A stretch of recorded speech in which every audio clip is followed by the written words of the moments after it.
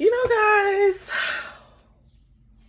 Angie Martinez podcast in real life reminds me that I am motivated by greatness. Like greatness, and maybe it's not even greatness, but I just really admire, and I'm just in this space of my life where I love learning from people who are authentically walking in their purpose, and like who's being unashamed of being them. Like I'm thinking about, I just watched this Janelle Monàe interview, and I just have all the feelings. Like I cried a couple of times. Like she is everything we thought she is and more. And it's like I just could sit at her fucking feet and listen to her and drink and smoke and talk to her for fucking hours. And I'm just praying that one day that become a reality. But I just wanted to give just a few key takeaways. Janelle Monàe mentioned that that life is like a game, and I say this all the time. You can go look at all my videos on my channel, but I wanted to further like kind of expand upon that idea of like looking at life like a game. And so when we think about games, we think about how we can't go to the next level until we master the current level that we're in. And so if you think about it that way, you have to realize that if you are constantly going against the obstacle or constantly going against the roadblock, that the way to get around that roadblock is not to keep using the same tools that you kept using, but to try to do something differently. And so, so say for example, for me, I've always wanted love, and because I wanted love so much in my life, I used to make that like the top priority, and I would sabotage other things. Whereas now, even though I deeply still want love and I want to meet the love of my life, I'm just approaching it differently. I'm not putting so much energy towards it, but instead I'm choosing to trust that God will deliver it. So I'm no longer chasing it, but I'm just trusting and believing that it will come to me, right?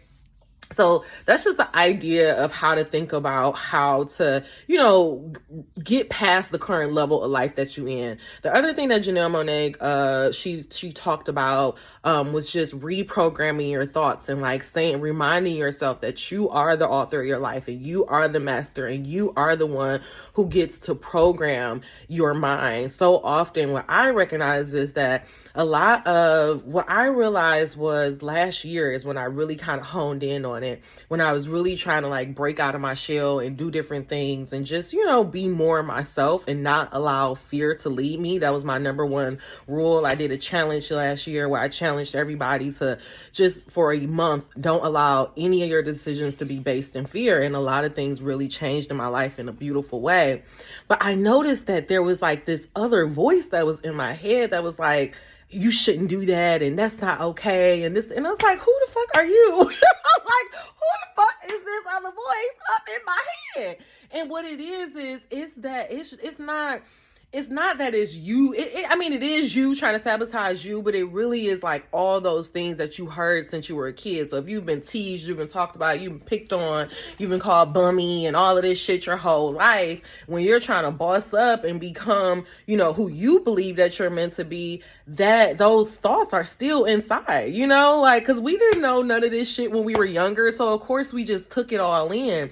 And so as you're reprogramming yourself, you have to just override it. And a good way to override those thoughts and those persistent things is, I'm going to say meditation. If you're not into meditation, sleep hypnosis tracks, try to do some yoga and then tack on, some meditation at the end of your yoga. Because the thing is, a lot of people say they can't meditate. It's just because your mind is just, especially if you haven't done it in a while, your mind is used to running the show. And so yoga and meditation is just ways to just get you used to slowing it down and getting more control. And so another way that you can do that is affirmations. And so Janelle Monàe gave some really, really good affirmations.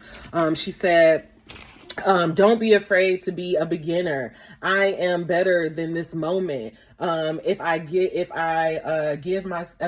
grace to others, then I must give grace to myself. She also gave towards the end a really, really good, these are called declarations, where she talked about like releasing soul contracts, releasing agreements that were no longer in alignment with her, and then giving herself permission to evolve and grow. This was like the best. Every time I'm like, this is my favorite. And in real life podcasts, like Angie just tops herself. I just love her in this space. I love this podcast so much. I fucking love Janelle Monàe. And if you guys love her and if you are into this type of stuff, please make sure that you check it out too. I know that there's probably still so much more. Oh, the last thing I want to talk about is just being free. Janelle, and in so much of this podcast, and I think that's why we need people like Janelle Monàe and like the ones who tend to stay behind the curtain. Like, I really want Drake to go get on in real life, because I feel like he needs to stop hiding behind, you know, like this fun, flirty guy, because he's so much deeper than that. But anyways, that's another conversation. But this idea of like really being free, like I think we're